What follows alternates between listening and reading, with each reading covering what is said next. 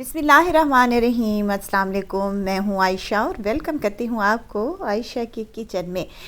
सहरी के टाइम में पराठे बहुत ही शौक़ से खाए जाते हैं और आज मैं आपसे इन्हीं पराठों की रेसिपी को शेयर करने लगी हूँ। और मज़े की बात यह है कि ये पराठे हम आज गंदम के आटे से तैयार करेंगे। चाय के साथ लें या फिर आप सालन या फिर कोरमे के साथ। लेयर्स तो इतनी होंगी कि आप गिन ही नहीं सकते। बहुत ही क्रिस्पी क्रंची और मज़ेदार से पराठे हम बनाएंगे। और मज़े की बात यह है कि हम इसको फ्रीज़ करने का तरीका भी आज आपसे शेयर करूंगी। आप इनको फ्रीज़ करके 1 महीने के लिए स्टोर कर सकते हैं। पूरे रमज़ान इसको एंजॉय कर सकते हैं। तो चलें फिर रेसिपी को स्टार्ट कर लेते हैं। यहाँ पर मेरे पास है गंदम का गूंदा हुआ आटा।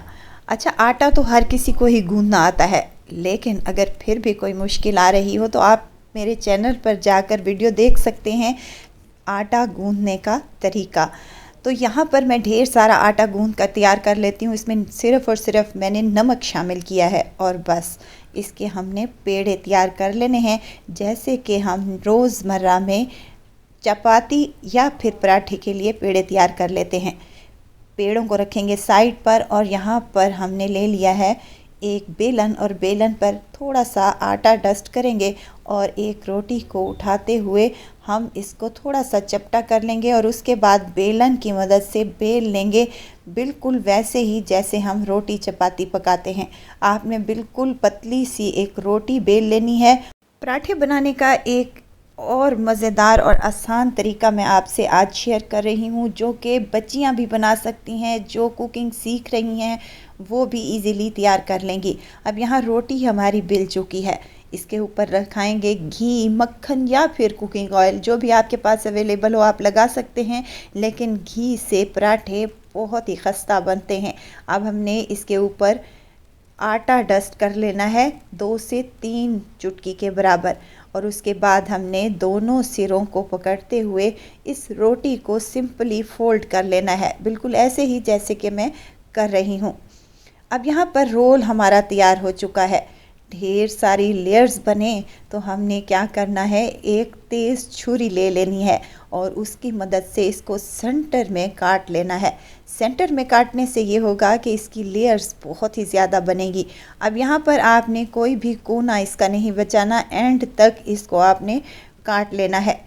अब रोल को हमने यहाँ पर काट लिया है और दोनों सिरों को पकड़ते हुए हमने इसको फोल्ड करते जाना है, बिल्कुल वैसे ही ये देखें जैसे कि मैं कर रही हूँ। बहुत ही इजीली हो जाता है और इस पराठे की लेयर्स तो इतनी बनेगी कि आप खुद हैरान रह जाएंगे कि इतने सिंपल से तरीके से हमने लेयर्स तैयार की हैं। अब जो आखिरी कोना हमारा पराठे का बचा है वो नीचे से हमने फोल्ड कर देना है और हल्का सा दबाते हुए ये देखें यहाँ पर एक पेड़ा मैंने तैयार कर लिया है। और इसी तरीके से हमने तमाम पेड़े पराठों के तैयार कर लेने हैं। वीडियो तो इस स्टेज पर अगर आपको ज़रा सी भी अच्छी लग रही हो तो प्लीज़ लाइक कर दिया करें, सब्सक्राइब भी कर लें और कमेंट्स में बताया करें कि आपको मेरी रेसिपीज़ कैसी लग रही हैं। तो यहाँ पर इसी मेथड से हमने तमाम पेड़े तैयार कर लेने हैं और इन पेड़ों को हमने रेस्ट पर छोड़ना है 10 मिनट के लिए। अब इन पेड़ों के ऊपर हमने ब्रश की मदद से हल्का सा घी लगा लेना है ताकि ये पेड़े खुश्क ना हो जाएं और पापड़ी ना जमे। तो इसके लिए हमने इसके ऊपर हल्का हल्का सा घी लगा लेना है और उसके बाद इसको कवर करके हमने 10 मिनट के लिए रेस्ट पर छोड़ देना है। और 10 मिनट के बाद देखें ये अच्छे से घुल से गए हैं। अब ये जो पेड़े हैं इनको हाथ की मदद से भी हम बेल सकते हैं, रोटी की शेप दे सकते हैं। काउंटर पर थोड़ा सा आटा डस्ट करेंगे और एक पेड़े को उठाएंगे। आटा अच्छा हमारा गूंदा हुआ होगा तो हाथ की मदद से ही हमने इस पराठे को बेल लेना है, वरना आप बेलन का यूज़ भी कर सकते हैं, लेकिन आपने कोशिश करनी है कि बेलन को ज़्यादा चलाना नहीं है, हल्के हाथ से आपने बेलन का यूज़ करना है, वरना हमारी लेयर्स जो है वो ख़राब हो जाएंगी। देखिए यहाँ पर एक पराठे को मैंने हाथ की मदद से ही बेल लिया है, इसको हल्का सा मोटा ही रखना है आपने। अब यहाँ पर फ्रीज़ करने का तरीका मैं आपको बताऊँगी। एक आपने शापर ले लेना है, बटर पेपर हो तो वो भी आपने इसी तरीके से करना है। प्लेट के ऊपर रखेंगे, हल्का सा इसके ऊपर मैदा डस्ट करेंगे या फिर आटा और उसके ऊपर लगाते जाएंगे अपना पराठा। और इसी तरीके से एक दूसरे के ऊपर शॉपर रखते हुए हम अपने पराठे रख देंगे। पराठों को फ्रीज़ करने का ये आसान सा तरीका मैं आज आपसे शेयर कर रही हूँ। आई होप कि आप लोगों को ज़रूर पसंद आया होगा। मैं यहाँ पर गंदम के आटे से ये पराठे तैयार कर रही हूँ, क्योंकि गंदम का आटा हर किसी के पास अवेलेबल होता है। आप फाइन आटे या फिर मैदे से भी ये पराठे तैयार कर सकते हैं। ये देखें, यहाँ पर तमाम पराठों को मैंने यहाँ लेयर्स लगा दी हैं और इसके बाद इनको हम फ्रीज़ करेंगे। अब यहाँ पर मैंने ले लिया है एक ज़िप लॉक बैग और उसके अंदर इस तमाम पराठों को हमने रख देना है और उसके बाद इनको हम फ्रीज़र में छोड़ देंगे। और उसके बाद हमने जब भी पकाना है पराठा तो उठाना है इसको, 10 मिनट के लिए हम इसको बाहर रखेंगे और उसके बाद हम इसको पका लेंगे। अब यहाँ पर मैंने ओवरनाइट के लिए इनको फ्रीज़र में रख दिया था। अब यहाँ पर मैं ले आई हूँ अपने पराठे और इनको निकाल लेंगे और निकालने के बाद 10 मिनट के लिए हमने इसको काउंटर पर ही छोड़ देना है।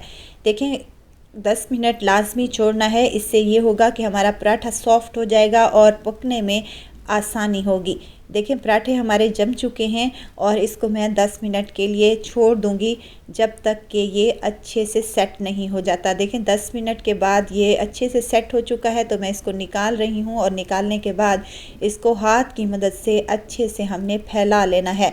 इसी प्लेट के ऊपर ही आप लोग क्या करें, फैला लें अच्छे से। और तवे को गर्म करने के लिए मैंने पहले ही रख दिया था। फटाफट से बन जाएंगे ये हमारे लेयर्स वाले पराठे और आपको सहरी में ज़रा भी मुश्किल नहीं होगी। और जो वर्किंग वुमेन हैं उनके लिए ये एक बेस्ट रेसिपी है। आप बनाकर अपने फ्रिज में रख लें, आपकी सहरी आसान हो जाएगी। सहरी के अलावा भी आप लोग बनाकर रख सकते हैं और आप 10 मिनट के अंदर अपना नाश्ता तैयार कर सकते हैं। पराठे को आपने तवे पर डालने के बाद उसको दोनों साइडों से कच्चा पक्का पका लेना है और उसके बाद एक साइड पे हमने घी लगा लेना है। घी से पराठे बहुत ही अच्छे बनते हैं, देसी घी में भी पराठे अच्छे बनते हैं। अगर आप मक्खन का यूज़ कर रहे हैं तो वो भी बहुत ही टेस्टी बनेंगे।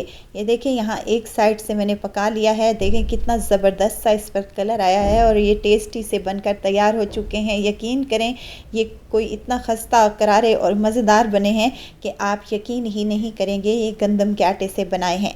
तो ज़रूर ट्राई कीजिएगा।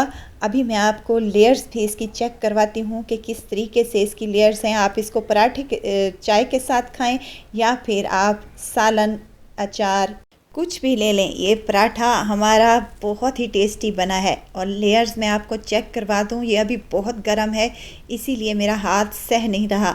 तो ज़रूर ट्राई कीजिएगा और दुआओं में मुझे ज़रूर याद रखिएगा। खुश रहें, खुशियाँ बांटें। इजाज़त चाहती हूँ, फिर आऊँगी इंशाल्लाह एक नई और मज़ेदार सी चटपटी रेसिपी के साथ। आयशा को दीजिए इजाज़त। अपना बहुत सारा ख्याल रखिएगा, दुआओं में मुझे याद रखिएगा। अल्लाह हाफिज़।